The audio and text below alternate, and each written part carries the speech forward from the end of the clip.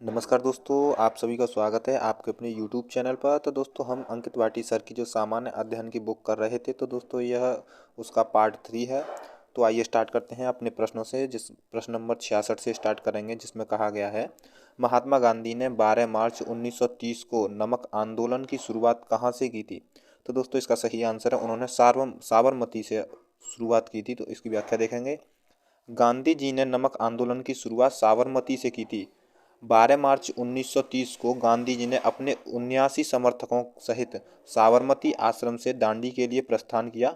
24 दिन यानी 24 दिनों के बाद 6 अप्रैल 1930 को दांडी पहुंचकर गांधी जी ने जो कानून था उसको तोड़ा और सविनय अवज्ञा आंदोलन की शुरुआत की थी वहीं से। अगला प्रश्न देखेंगे, प्रश्न नंबर 67 है। निम्नलिखित में से किसने हैदराबाद की चार मीनार का निर्माण करवाया था। तो दोस्तों इसका सही आंसर है मोहम्मद मोहम्मद कुली कुतुब शाह के द्वारा यह निर्माण कराया गया था। इसकी व्याख्या देखेंगे।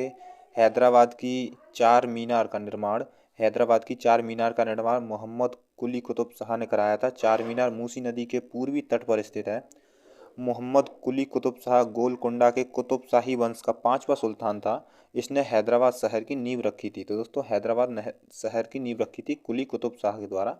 अगला प्रश्न है, प्रश्न नंबर 68 है। अशोक के कंधार अभिलेख की खोज किस वर्ष की गई थी। तो देखते हैं इसका आंसर। इसका आंसर है 1958 में, सन 1958, ऑप्शन नंबर सी। आगे देखेंगे। अशोक के कंधार अभिलेख की खोज 1958 में की गई थी। यह एक द्विभाषी यानी दो भाषा में लिखा हुआ रॉक शिलालेख है। अशोक के शिलालेख की खोज 1750 ईस्वी में पाद्रेरी पेंथिलन ने की थी। इसकी संख्या 14 है, यानी कि शिलालेखों की संख्या 14 है। अभिलेखों को पढ़ने में पहली सफलता 1837 ईस्वी में जेम्स प्रिंसेप को हुई थी। प्रश्न नंबर 69 है। बेट्टी बेट्टी यानी किस शासकों द्वारा जबरन श्रम के रूप में एकत्र किया गया कर था। तो दोस्तों वह कौन सा कर था, कौन से शासक थे। तो इसका सही आंसर है चोल शासकों के द्वारा जबरन श्रम के रूप में एकत्र किया गया कर था। चोल शासकों द्वारा जबरन श्रम के रूप में एकत्र किया जाता था, जिसे बेट्टी कहा जाता था।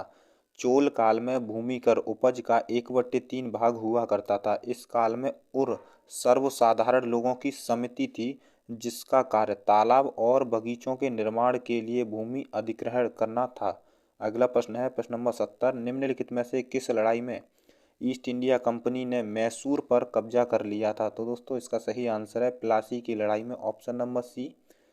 प्लासी की लड़ाई के पश्चात ईस्ट इंडिया कंपनी ने मैसूर पर कब्जा कर लिया था। प्लासी का युद्ध 23 जून 1757 ईस्वी को अंग्रेजों के सेनापति रॉबर्ट क्लाइव और बंगाल के नवाब सिराजुद्दौला के बीच हुआ था, जिसमें अंग्रेज विजयी रहे थे। अगला प्रश्न, प्रश्न नंबर 71 है। अपने महापरिनिर्वाण यानी महानिर्वाण से पहले बुद्ध ने अंतिम उपदेश कहाँ दिया था। तो इसका सही आंसर है कुशीनगर में दिया था उन्होंने अपना उपदेश। आगे देखेंगे, इसकी व्याख्या देखेंगे दोस्तों। इसकी व्याख्या देखेंगे हम। तो अपने महानिर्वाण से पहले बुद्ध ने अंतिम उपदेश कुशीनगर में दिया था। बुद्ध का महानिर्वाण कुशीनगर में हुआ था। दोस्तों महानिर्वाण या महापरिनिर्वाण बात एक ही है, ठीक है दोस्तों। प्रथम उपदेश उन्होंने सारनाथ में दिया था और सर्वाधिक उपदेश उन्होंने श्रावस्ती में दिए थे। महात्मा बुद्ध के जो त्रिरत्न थे वो थे बुद्ध, धम्म और संघ। अगला प्रश्न है, प्रश्न नंबर 72। भारत में ब्रिटिश शासन के दौरान निम्नलिखित में से किसने रैयतवाड़ी व्यवस्था की शुरू की थी। तो इसका सही आंसर है option number B, captain Alexander Read के द्वारा इस शुरुआत की गई थी। भारत में रैयतवाड़ी व्यवस्था का श्रेय कैप्टन अलेक्जेंडर रीड और टॉमस मुनरो को जाता है। यह ब्रिटिश भारत के 51% भूमि पर लागू किया गया। प्रमुख क्षेत्र इसमें कौन कौन से थे। मद्रास, बम्बई, असम और पूर्वी बंगाल इसमें आते थे। जो स्थायी बंदोबस्त था वह कार्नवालिस के द्वारा शुरू किया गया था और जो महालवाड़ी हॉल्ट मैकेंजी के द्वारा शुरू की गई थी। अगला प्रश्न देखेंगे, प्रश्न नंबर 73 है। मोहनजोदड़ो से मिले स्नानागार को की परत चढ़ाकर जलरोधी बनाया जाता था। तो दोस्तों किसकी परत चढ़ाकर। तो इसका सही आंसर है ऑप्शन नंबर सी, प्राकृतिक चारकोल की परत चढ़ाकर। मोहनजोदड़ो में मिले स्नानागार को प्राकृतिक चारकोल की परत चढ़ाकर जलरोधी बनाया गया था। महत्वपूर्ण बिंदु देखेंगे। मोहनजोदड़ो से प्राप्त स्नानागार संभवतः सेंदव्य सभ्यता की सबसे बड़ी इमारत है। मोहनजोदड़ो में शवों को जलाने की प्रथा विद्यमान थी? अगला प्रश्न, प्रश्न नंबर 74 है, अकबर के दरबार में नवरत्नों में शामिल महेश दास निम्न में से किस नाम से लोकप्रिय थे? तो दोस्तों इसका सही आंसर होगा ऑप्शन नंबर ए, बीरबल का नाम ही महेश दास था। आगे देखेंगे इसकी व्याख्या। अकबर के दरबार में नवरत्नों में शामिल महेश दास बीरबल के नाम से लोकप्रिय थे। ये मुगल बादशाह अकबर के दरबार में प्रमुख वजीर थे। तो दोस्तों भगवान दास को जो उनको उपाधि दी गई थी या उनका नाम था अमीर उल उमरा, और अबुल फजल को अनवर ए सादात कहा जाता था। फैज को यार ए दानिश और बीरबल को कवि प्रिय कहा जाता था। अगला प्रश्न, प्रश्न नंबर 75 है, बाबर ने नामक युद्ध पद्धति की शुरुआत की थी जिसमें सेना को विभिन्न डिवीजनों में विभाजित कर दिया जाता था ताकि दुश्मन को हर तरफ से घेरा जा सके। तो वह कौन सी पद्धति थी? तो दोस्तों इसका सही आंसर है ऑप्शन नंबर डी, तुगलमा पद्धति थी वह। बाबर ने तुगलमा नामक पद्धति की शुरुआत की जिसमें सेना को विभिन्न डिवीजनों में विभाजित कर दिया जाता था ताकि दुश्मन को हर तरफ से घेरा जा सके। पानीपत के प्रथम युद्ध में बाबर ने पहली बार तुगलमा युद्ध नीति एवं तोपखानों का प्रयोग किया था। अगला प्रश्न है, प्रश्न नंबर 76 है, मुगल साम्राज्ञी नूरजहां द्वारा उसके पिता की याद में बनवाया गया एतमा दौला का मकबरा स्थित है। तो दोस्तों कहाँ स्थित है? ऑप्शन नंबर ए इसका सही आंसर होगा, आगरा में स्थित है एतमा दौला। नूरजहां द्वारा उनके पिता की याद में बनवाया गया एतमा दौला का मकबरा आगरा में स्थित है। ईरान निवासी मिर्जा गयास बेग की पुत्री नूरजहां का वास्तविक नाम मेहरुनिसा था। विवाह के पश्चात जहांगीर ने उसे नूर महल एवं नूरजहां की उपाधि प्रदान की थी। अगला प्रश्न है, प्रश्न नंबर 77 है, राजा आम्बी कहाँ के शासक थे? तो दोस्तों इसका सही आंसर है ऑप्शन नंबर बी, राजा आम्बी तक्षशिला के शासक थे। अगला प्रश्न देखेंगे, दोस्तों इसकी व्याख्या देखेंगे। व्याख्या है, राजा आम्बी तक्षशिला के शासक थे।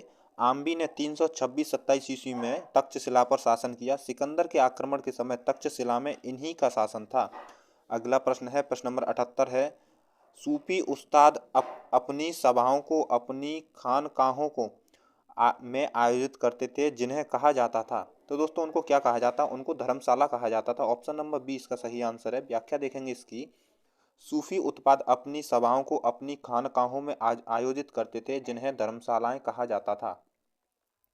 सूफी शब्द की उत्पत्ति सूफ शब्द से हुई है जिसका अर्थ होता है ऊन। सूफी संत ऊनी कपड़े पहनते थे।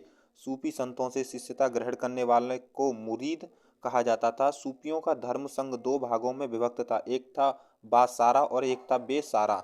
अगला प्रश्न देखेंगे, प्रश्न नंबर 79 है, अलाउद्दीन खिलजी ने अपने सैनिकों के लिए एक नए सैनिक नगर का निर्माण कराया था जिसका नाम था? तो दोस्तों जिसका नाम था ऑप्शन नंबर डी इसका सही आंसर है सिरी था उसका नाम।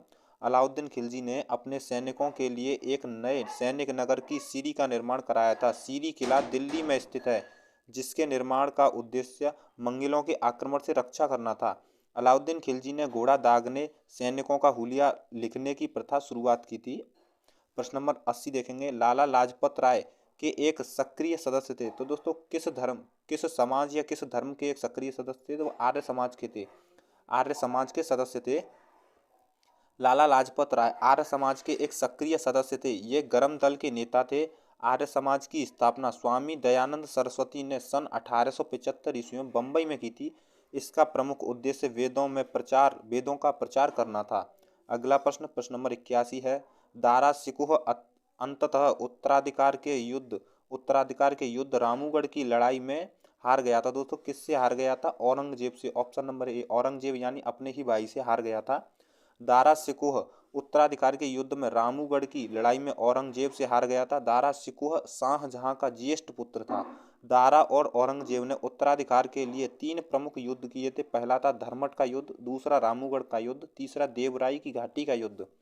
अगला प्रश्न 82 है, हड़प्पा स्थलों में निम्नलिखित में से मिली वस्तुओं में से कौन सी वस्तुओं को इंजीनियर आज के पाकिस्तान के पंजाब में पहली रेलवे लाइन का निर्माण करने के लिए ले गए थे?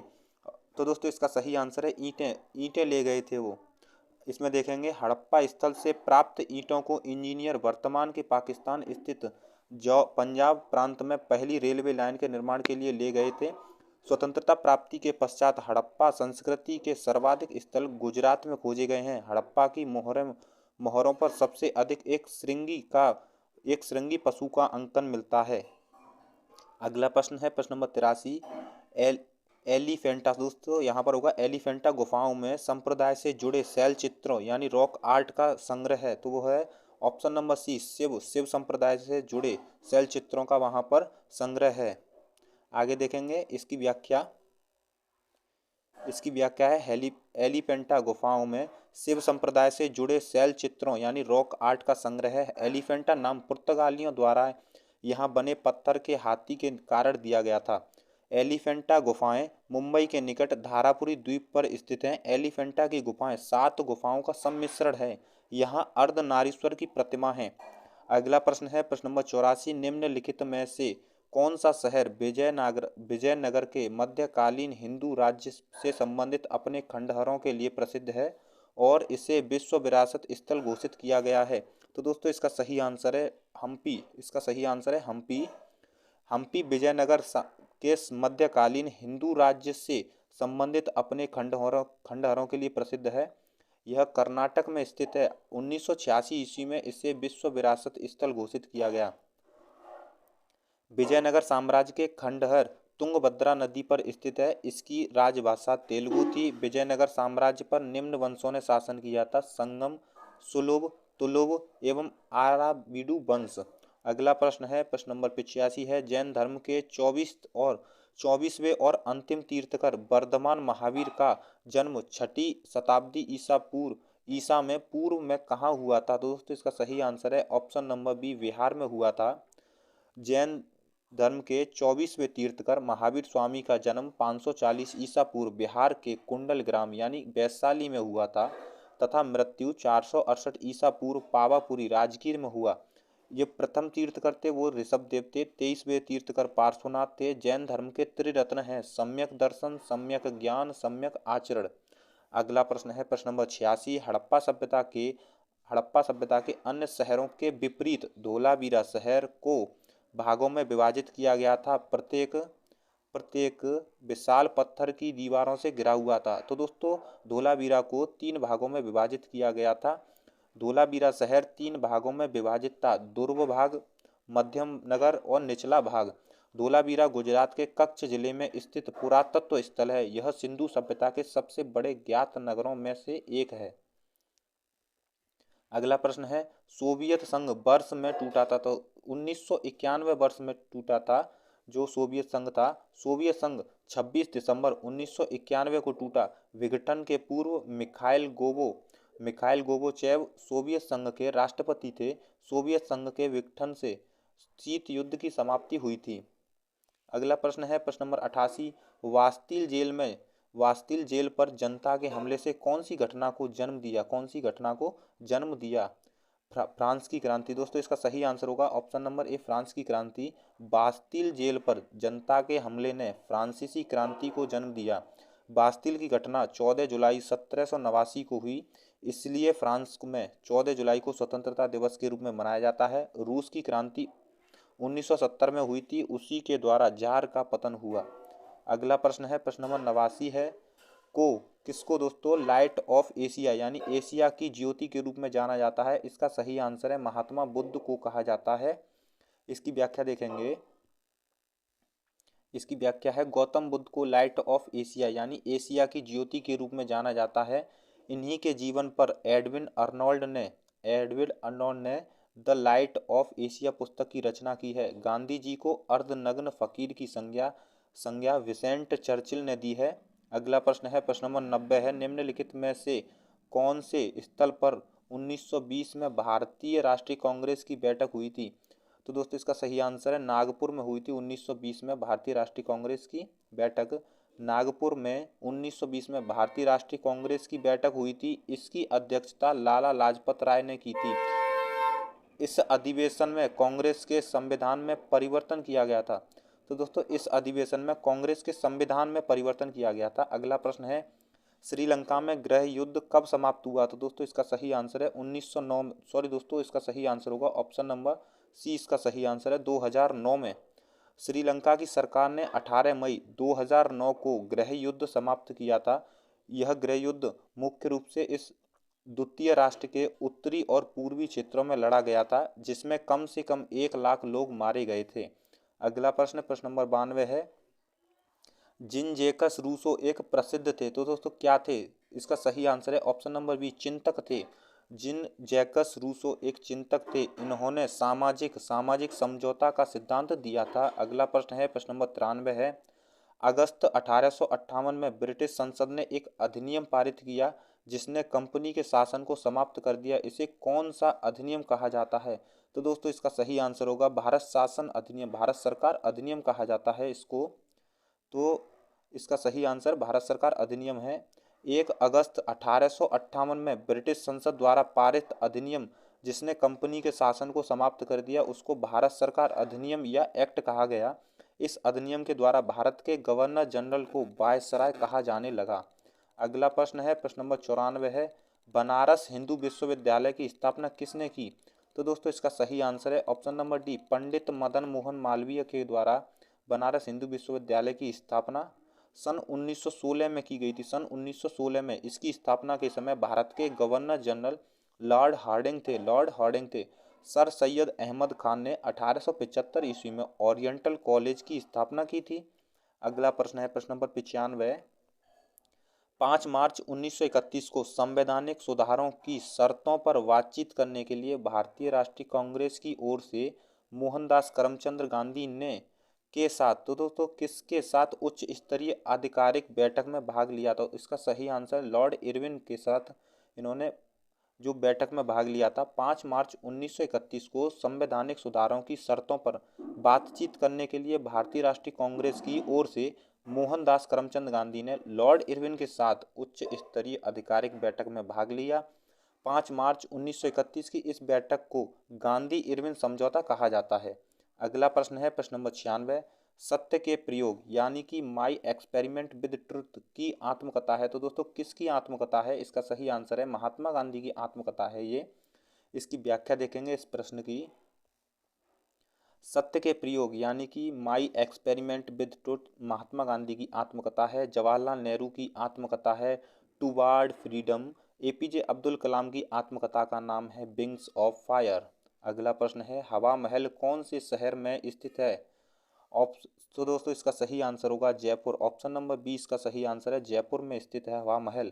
हवा महल जयपुर राजस्थान में स्थित है, दिल्ली में लाल किला स्थित है और आगरा में ताजमहल स्थित है। अगला प्रश्न देखेंगे, प्रश्न नंबर 98 है, गांधी इरविन समझौता भारत के निम्नलिखित में से किस आंदोलन से संबंधित था?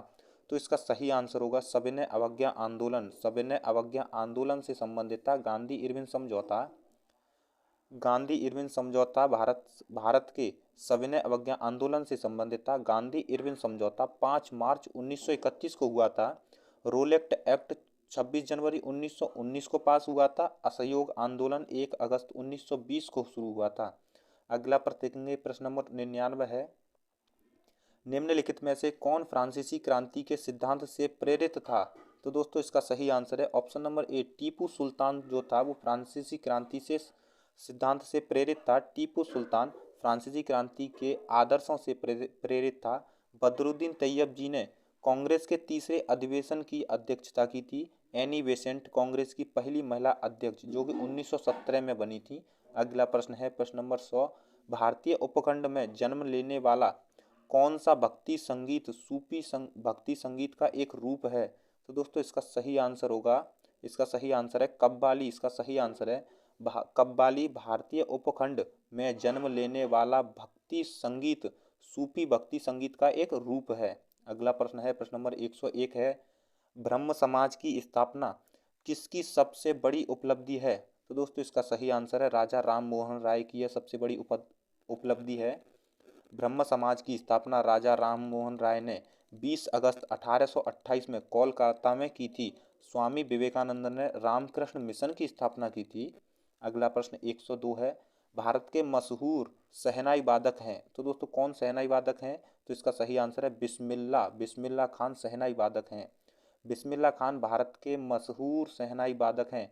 और लतीफ़ खान मशहूर सारंगी वादक हैं, रविशंकर मशहूर सितार वादक हैं।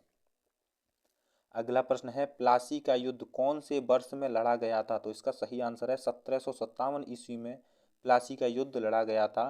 प्लासी का युद्ध 1757 में लड़ा गया था। यह युद्ध अंग्रेज और बंगाल के नवाब सिराजुद्दौला के बीच लड़ा गया था। अगला प्रश्न, प्रश्न नंबर 104 है, भारत का लौह पुरुष किसको कहा जाता है? तो दोस्तों भारत का लौह पुरुष सरदार वल्लभ भाई पटेल को कहा जाता है। ऑप्शन नंबर डी इसका सही आंसर है। इस प्रश्न की व्याख्या देखेंगे दोस्तों।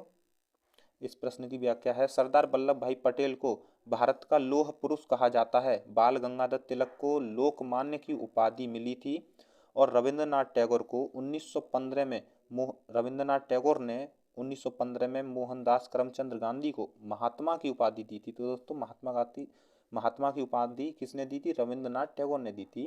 प्रश्न नंबर 105 है, स्वतंत्रता के बाद भारत के पहले उप प्रधानमंत्री कौन हुए थे? तो दोस्तों इसका सही आंसर है option number A, Sardar Vallabh भाई पटेल उप प्रधानमंत्री बने थे। स्वतंत्रता के बाद भारत के पहले उप प्रधानमंत्री सरदार वल्लभ भाई पटेल थे। मोरारजी देसाई भारत के स्वतंत्र सेनानी और देश के चौथे प्रधानमंत्री थे। जगजीवन राव भारत के प्रथम दलित उप प्रधानमंत्री थे। चौधरी चरण सिंह भारत के 5वें प्रधानमंत्री थे। अगला प्रश्न है, प्रश्न नंबर 106 है, 1793 में जमींदारी प्रणाली किसके द्वारा शुरू की गई थी? तो दोस्तों इसका सही आंसर है ऑप्शन नंबर बी, कॉर्नवालिस के द्वारा शुरू की गई थी। कॉर्नवालिस के द्वारा 1793 में जमींदारी प्रणाली शुरू की गई थी। रॉबर्ट क्लाइव भारत में ब्रिटिश साम्राज्य का संस्थापक था। लॉर्ड कर्जन ने 1902 में भारतीय विश्वविद्यालय अनुदान आयोग की स्थापना की थी। अगला प्रश्न है, प्रश्न नंबर 107 है, वह एकमात्र पाकिस्तानी नागरिक कौन था जिसे भारत रत्न से सम्मानित किया गया था? इसका सही आंसर है खान अब्दुल गफ्फार खान। तो खान अब्दुल गफ्फार खान एकमात्र पाकिस्तानी नागरिक थे जिन्हें भारत रत्न से सम्मानित किया गया था। खान अब्दुल गफ्फार खान को सीमांत गांधी तथा बादशाह खान के नाम से भी जाना जाता है। बेनजीर भुट्टो पाकिस्तान की पहली महिला प्रधानमंत्री थी। अगला प्रश्न है, प्रश्न नंबर 108 है, भारतीय जनता पार्टी बीजेपी की स्थापना किसके द्वारा स्थापित जनसंघ में निहित है?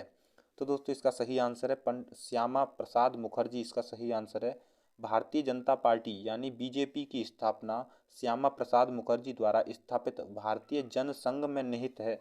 अटल बिहारी वाजपेयी भारत के 3 बार प्रधानमंत्री रह चुके हैं। लाल कृष्ण आडवाणी भारतीय जनता पार्टी के वरिष्ठ नेता हैं।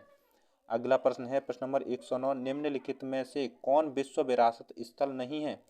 तो इसका सही आंसर है ऑप्शन नंबर सी, आदमगढ़ शैलाश्रम। यह विश्व विरासत स्थल नहीं है। आगे देखेंगे इसकी व्याख्या। आदमगढ़ शैलाश्रम विश्व विरासत स्थल नहीं है। यह मध्य प्रदेश राज्य के होशंगाबाद नगर में स्थित है। आगरा का किला जो है वो आगरा में स्थित है। भीमबेटका मध्य प्रदेश में स्थित है। अजंता की गुफाएं महाराष्ट्र में, ये सभी विश्व विरासत स्थल में शामिल हैं दोस्तों। अगला प्रश्न है, प्रश्न नंबर 110, रजिया सुल्तान के पिता कौन थे? तो दोस्तों रजिया सुल्तान के पिता इल्तुतमिश थे। ऑप्शन नंबर 20 का सही आंसर होगा। इसकी व्याख्या देखेंगे। रजिया सुल्तान के पिता इल्तुतमिश थे। मोहम्मद तुगलक दिल्ली सल्तनत में तुगलक वंश का शासक था। बलबन दिल्ली सल्तनत में गुलाम वंश का शासक था और केकुबाद बलबन का पोता था। अगला प्रश्न देखेंगे, प्रश्न नंबर 111 है, निम्नलिखित में से कौन सा एक नवपाषाण सांस्कृतिक स्थल नहीं है? तो दोस्तों इसका सही आंसर होगा option number D, Kuntasi. Kuntasi नवपाषाण सांस्कृतिक स्थल नहीं है। यह सिंधु घाटी सभ्यता से संबंधित बंदरगाह के रूप में जाना जाता है। मेहरगढ़ नवपाषाण काल से संबंधित है। यहाँ से पशुपालन के प्रथम साक्ष्य प्राप्त हुए हैं और कोल्डी हवा से धान की भूसी मिली है। बुर्ज होम को प्लेस ऑफ बिल्ज कहा जाता है। अगला प्रश्न देखेंगे, प्रश्न नंबर 112 है, भारत में स्वदेशी आंदोलन के दौरान स्वराज ध्वज किसने डिजाइन किया था? इसका सही आंसर होगा महात्मा गांधी। ऑप्शन नंबर 20 का सही आंसर है। व्याख्या देखेंगे इसकी। भारत में स्वदेशी आंदोलन के दौरान स्वराज ध्वज महात्मा गांधी ने डिजाइन किया था। महात्मा गांधी ने चरखे के साथ घूमते हुए चक्र का निशान बनाया था। अगला प्रश्न है, प्रश्न नंबर 113, स्वराज मेरा जन्मसिद्ध अधिकार है और मैं इसे लेकर ही रहूंगा, यह नारा निम्नलिखित में से किसने दिया था? इसका सही आंसर होगा ऑप्शन नंबर ए, बाल गंगाधर तिलक के द्वारा यह नारा दिया गया था। स्वराज मेरा जन्मसिद्ध अधिकार है और मैं इसे लेकर ही रहूंगा, यह नारा बाल गंगाधर तिलक ने दिया था। दादा भाई नौरोजी को grand old man of India कहा जाता है। गोपाल कृष्ण गोखले ने 1905 में सर्वेंट्स ऑफ इंडिया की स्थापना की थी दोस्तों। तो आगे देखेंगे, अगला प्रश्न है, प्रश्न नंबर 114 है, कैलाश पर्वत को हिलाते हुए रावण नामक लोकप्रिय चित्रण निम्न में से किस गुफा में चित्रित किया गया है? तो इसका सही आंसर है ऑप्शन नंबर बी, एलोरा में। कैलाश पर्वत को हिलाते हुए रावण नामक लोकप्रिय चित्रण एलोरा की गुफाओं में मिलता है। अजंता गुफा में मरणासन राजकुमारी का चित्रण किया गया है। कन्हेरी गुफाओं में बौद्ध कला का चित्रण मिलता है। अगला प्रश्न, प्रश्न नंबर 115 है, पाठचरक संहिता ग्रंथ के अनुसार मानव शरीर में कितनी हड्डियां होती हैं? तो इसका सही आंसर है option number B, option number C इसका सही आंसर है, 360 हड्डियां होती हैं। पाठचरक संहिता ग्रंथ के अनुसार मानव शरीर में 360 हड्डियां होती हैं और मानव शरीर में जो वास्तविक हड्डियां होती हैं वो 206 हड्डियां होती हैं। अगला प्रश्न देखेंगे, प्रश्न नंबर 116 है, तंजौर में बृहदेश्वर मंदिर किस धार्मिक संप्रदाय से संबंधित है? तो इसका सही आंसर होगा ऑप्शन नंबर ए, नायनार या फिर शिव संप्रदाय से। इसका व्याख्या देखेंगे, तंजौर में बृहदेश्वर मंदिर नायनार संप्रदाय से संबंधित है। नायनार भगवान शिव के भक्त थे। अलवार भक्त वैष्णव धर्म को मानते थे और जो आदि शक्ति की उपासना करने वाला संप्रदाय था वो शाक्त संप्रदाय कहलाता था। अगला प्रश्न देखेंगे, प्रश्न नंबर 117 है, the long walk to freedom यह निम्न में से किसकी आत्मकथा है? तो इसका सही आंसर है नेल्सन मंडेला की आत्मकथा है the long walk to freedom. इसकी व्याख्या देखेंगे, व्याख्या में देखेंगे, the long walk to freedom Nelson Mandela की आत्मकथा है। मार्टिन लूथर प्रसिद्ध धर्म सुधारक थे। अब्राहम लिंकन अमेरिका के 16वें राष्ट्रपति थे। आगे देखेंगे, अडॉप्ट अ हेरिटेज अपनी धरोहर अपनी पहचान की एक पहल है। तो दोस्तों किस मंत्रालय की है ये? इसका सही आंसर होगा पर्यटन मंत्रालय, इसका सही आंसर है। इसमें देखेंगे, अडॉप्ट अ हेरिटेज अपनी धरोहर अपनी पहचान पर्यटन मंत्रालय की एक पहल है। भारतीय पुरातत्व सर्वेक्षण संस्कृति मंत्रालय के अंतर्गत आता है। अगला प्रश्न है, जातक कथाएं निम्नलिखित में से किस संप्रदाय से जुड़ी हैं? तो दोस्तों इसका सही आंसर है बौद्ध धर्म से जुड़ी हुई हैं।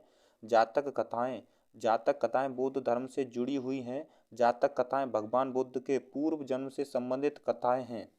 अगला प्रश्न देखेंगे, प्रश्न नंबर 120 है, शुद्धि आंदोलन के संस्थापक थे? तो दोस्तों इसका सही आंसर है स्वामी दयानंद सरस्वती जो थे वो शुद्धि आंदोलन के संस्थापक थे। शुद्धि आंदोलन के संस्थापक स्वामी दयानंद सरस्वती थे। राजा राम मोहन राय को भारतीय राष्ट्रवाद का पिता कहा जाता है। स्वामी विवेकानंद ने रामकृष्ण मिशन की स्थापना की। अगला प्रश्न, प्रश्न नंबर 121 है, गोल गुम्बद कहाँ पर स्थित है? तो दोस्तों गोल गुम्बद बीजापुर में स्थित है। ऑप्शन नंबर ए इसका सही आंसर है। इसकी व्याख्या देखेंगे, गोल गुम्बद बीजापुर में स्थित है और जो चार मीनार है वो हैदराबाद में स्थित है। दौलताबाद का प्राचीन नाम देवगिरी था। बीदर कर्नाटक राज्य का एक प्रसिद्ध जिला है। तो दोस्तों बीदर। अगला प्रश्न है, प्रश्न नंबर 122 है, पंडित भीमसेन जोशी शास्त्रीय संगीत की किस परंपरा से जुड़े हैं? तो इसका सही आंसर है हिंदुस्तानी परंपरा से जो जुड़े हैं भीमसेन जोशी। पंडित भीमसेन जोशी हिंदुस्तानी शास्त्रीय संगीत की परंपरा से जुड़े हुए थे। आगे देखेंगे, अगला प्रश्न, करो या मरो भारत में किस प्रसिद्ध आंदोलन का नारा था? तो दोस्तों इसका सही आंसर है भारत छोड़ो आंदोलन। ऑप्शन नंबर सी इसका सही आंसर है। करो या मरो का प्रसिद्ध नारा महात्मा गांधी ने भारत छोड़ो आंदोलन के समय दिया था। असहयोग आंदोलन को महात्मा गांधी जी ने 1 अगस्त 1920 को चलाया था। रोलेट आंदोलन 1919 में चलाया गया था और सविनय अवज्ञा आंदोलन फरवरी 1930 में चलाया गया था महात्मा गांधी के द्वारा। दोस्तों प्रश्न नंबर 124 देखेंगे, निम्न में से किसने दरबार में सिजदा यानी साष्टांग प्रणाम और पैबोस यानी सम्राट के पैरों को चूमने की प्रथा शुरू की थी? तो इसका सही आंसर होगा ऑप्शन नंबर ए इसका सही आंसर है गयासुद्दीन बलबन के द्वारा यह शुरू की गई थी। गुलाम वंश के संस्थापक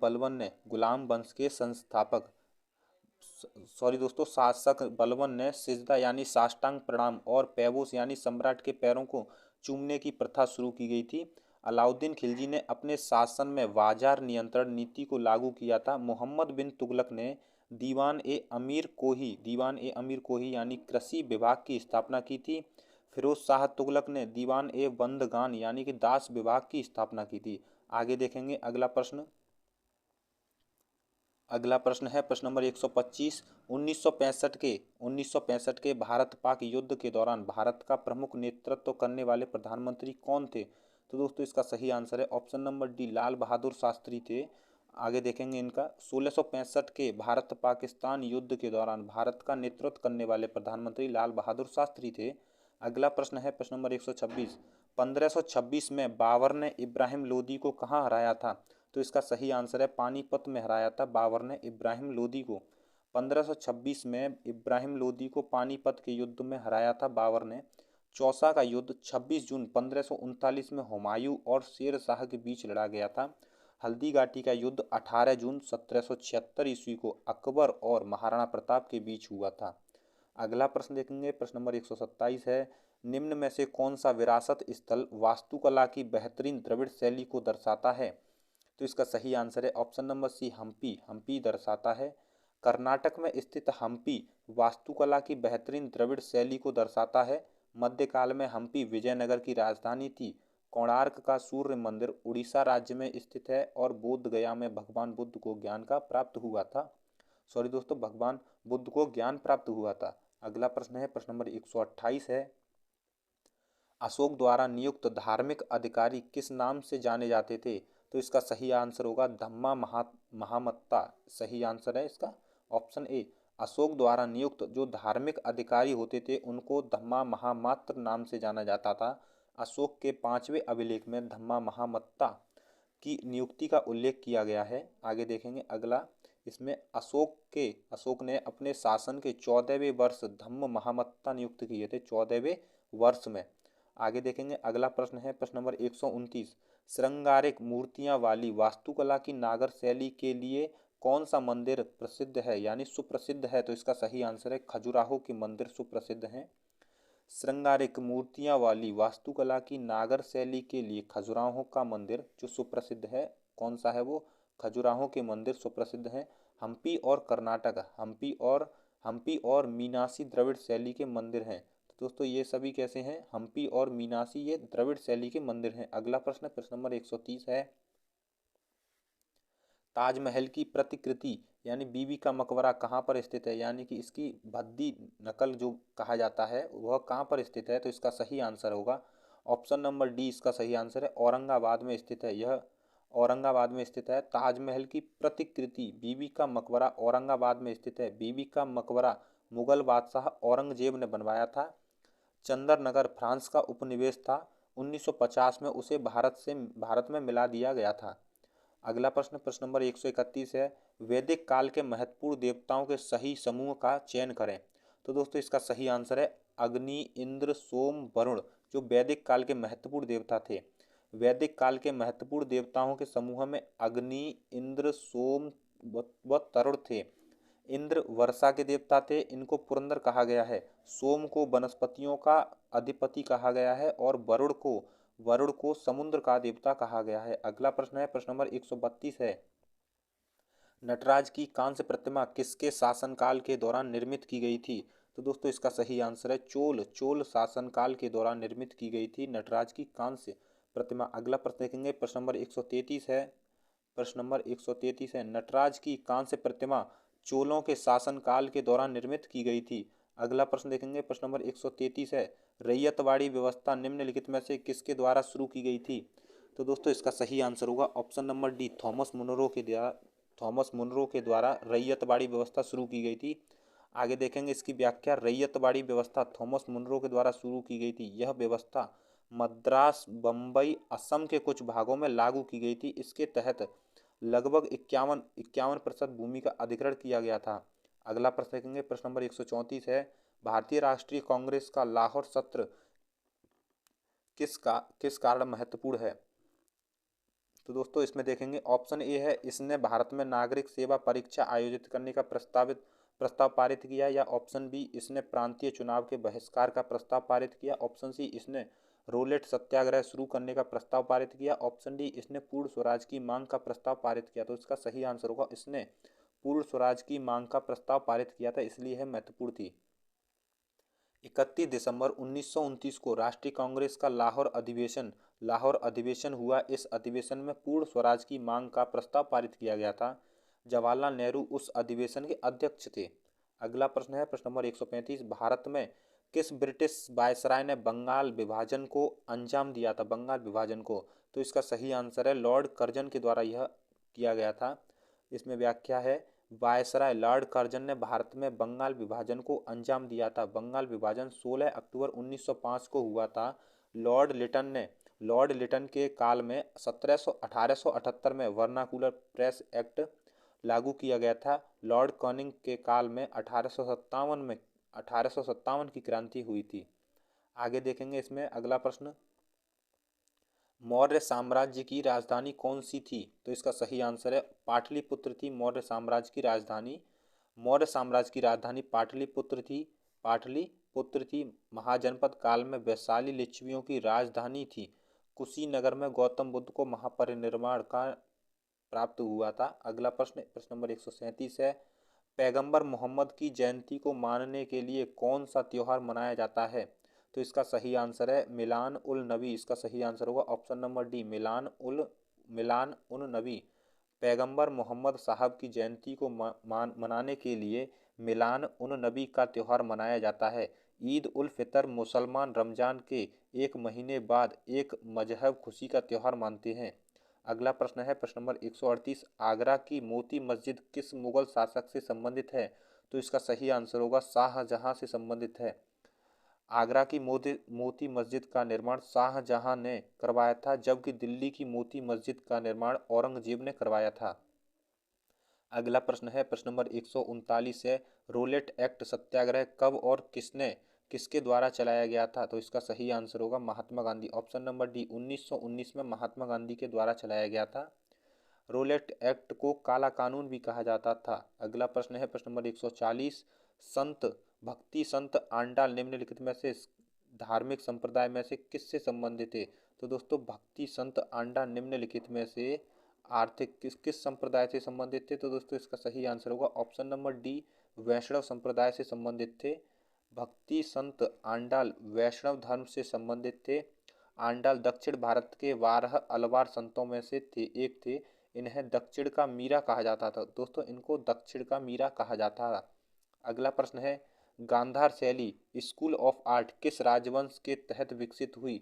तो इसका सही आंसर है Kushan. Option number A, Kushan राजवंश के तहत गांधार तथा मथुरा शैली स्कूल ऑफ आर्ट कुषाण राजवंश के तहत विकसित हुई थी।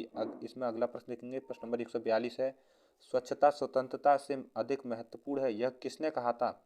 स्वच्छता स्वतंत्रता से अधिक महत्वपूर्ण है, तो दोस्तों इसका सही आंसर है महात्मा गांधी के द्वारा यह कहा गया था।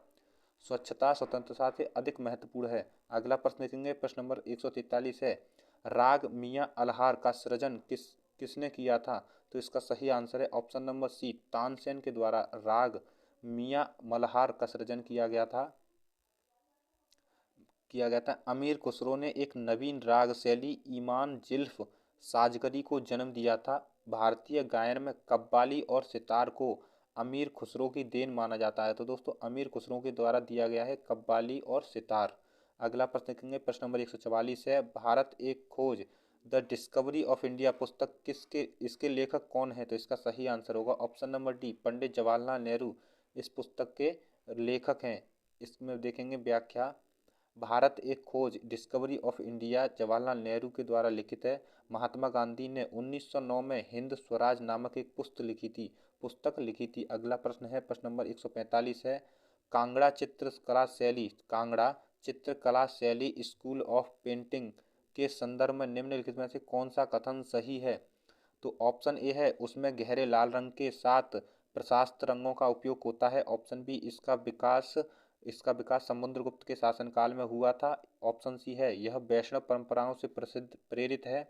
या ऑप्शन डी, इसका विषय प्रकृति से शुष्क है। तो दोस्तों इसका सही आंसर है, यह वैष्णव परंपराओं से प्रेरित हुआ था। यह वैष्णव परंपराओं से प्रेरित हुआ था। अगला प्रश्न देखेंगे प्रश्न नंबर, तो सॉरी दोस्तों इसकी व्याख्या देखेंगे, कांगड़ा चित्रकला शैली स्कूल ऑफ पेंटिंग वैष्णव परंपराओं से प्रेरित हुआ था। कांगड़ा चित्रकला पहाड़ी चित्रकला का एक भाग है कांगड़ा चित्रकला शैली में प्राकृतिक विशेषकर पर्वतीय दृश्यों का चित्रण किया गया है। आइए अगला प्रश्न देखते हैं। प्रश्न नंबर 146 है, सत्रिया एक नृत्य शैली है जिसकी उत्पत्ति भारत के किस राज्य में हुई है? तो इसका सही आंसर है ऑप्शन नंबर ए, असम में हुई है। सत्रिया असम राज्य की एक नृत्य शैली है। सत्रिया नृत्य 8 मुख्य भारतीय शास्त्रीय नृत्य परंपराओं में से एक है। अगला प्रश्न है प्रश्न नंबर 147, सच्चिदानंद सिन्हा के स्थान पर भारत की संविधान सभा का अध्यक्ष कौन बना? तो दोस्तों इसका सही आंसर है ऑप्शन नंबर सी, राजेंद्र प्रसाद बने थे जो संविधान सभा के अध्यक्ष। इसकी व्याख्या देखेंगे प्रश्न की।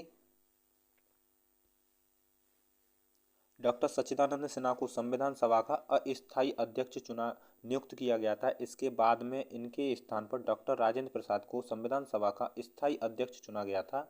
अगला प्रश्न देखेंगे प्रश्न नंबर 148 है, कोणार्क का सूर्य मंदिर कहाँ स्थित है? तो दोस्तों इसका सही आंसर है ऑप्शन नंबर डी, सूर्य मंदिर जो है उड़ीसा राज्य में स्थित है।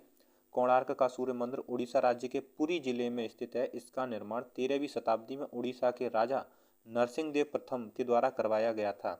अगला प्रश्न है प्रश्न नंबर 149, भारत की रियासतों के एकीकरण में किसने निर्णायक भूमिका निभाई थी? तो दोस्तों इसका सही आंसर है option number B, Sardar Vallabh भाई पटेल के द्वारा भूमिका निभाई गई थी। भारतीय रियासतों के एकीकरण में सरदार वल्लभ भाई पटेल ने महत्वपूर्ण भूमिका निभाई थी। भारतीय स्वतंत्रता अधिनियम 1947 ने रियासतों को यह विकल्प दिया कि वे भारत या पाकिस्तान राज्य में शामिल हो सकती है। अगला प्रश्न है प्रश्न नंबर 150, किस आंदोलन का नेतृत्व मोहम्मद अली जिन्ना और शौकत अली ने किया था? तो दोस्तों इसका सही आंसर है ऑप्शन नंबर सी, खिलाफत आंदोलन का इन्होंने जो है नेतृत्व किया था। खिलाफत आंदोलन का नेतृत्व मोहम्मद अली और शौकत अली ने किया था। देवबंद आंदोलन का नेतृत्व मोहम्मद कासिम नानोतबी एवं रशीद अहमद गंगोही ने 1866 ईस्वी में किया था। अगला प्रश्न है प्रश्न नंबर 151, बांधों को आधुनिक भारत के मंदिर किसने कहा था? तो इसका सही आंसर होगा पंडित जवाहरलाल नेहरू ने कहा था, पंडित जवाहरलाल नेहरू के द्वारा। इसमें देखेंगे व्याख्या में पंडित जवाहरलाल नेहरू ने बांधों को आधुनिक भारत के मंदिर कहा। अगला प्रश्न है प्रश्न नंबर 152 है, विश्व धरोहर स्थल रोबेन द्वीप निम्नलिखित में से किस विभूति से संबंधित है? तो दोस्तों इसका सही आंसर है option number C, Nelson Mandela से संबंधित है यह।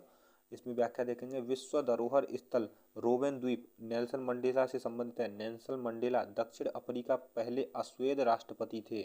अगला प्रश्न है प्रश्न नंबर 153, दुनिया के मजदूर एकजुट हों का नारा किसने दिया था या किससे संबंधित है? तो दोस्तों इसका सही आंसर है ऑप्शन नंबर डी, रूसी क्रांति से संबंधित है यह नारा। दुनिया के मजदूर एकजुट हों का नारा रूसी क्रांति से संबंधित है। फ्रांसीसी क्रांति का नारा स्वतंत्रता, समानता और बंधुत्व था। अमेरिका की क्रांति के दौरान अमेरिकियों का नारा था प्रतिनिधित्व की ओर तो कर नहीं, प्रतिनिधित्व नहीं तो कर नहीं। अगला प्रश्न है प्रश्न नंबर 154, भारतीय राष्ट्रीय कांग्रेस के संदर्भ में सरहदी गांधी के नाम से किसे जाना जाता था? तो दोस्तों इसका सही आंसर होगा option number C, Khan Abdul Ghaffar Khan को कहा जाता था। भारतीय राष्ट्रीय कांग्रेस के राष्ट्रीय आंदोलन के संदर्भ में सरहदी गांधी यानी सीमांत गांधी के नाम से खान अब्दुल गफ्फार खान को जाना जाता था। खान अब्दुल गफ्फार खान ने लाल कुर्ती नामक आंदोलन चलाया था।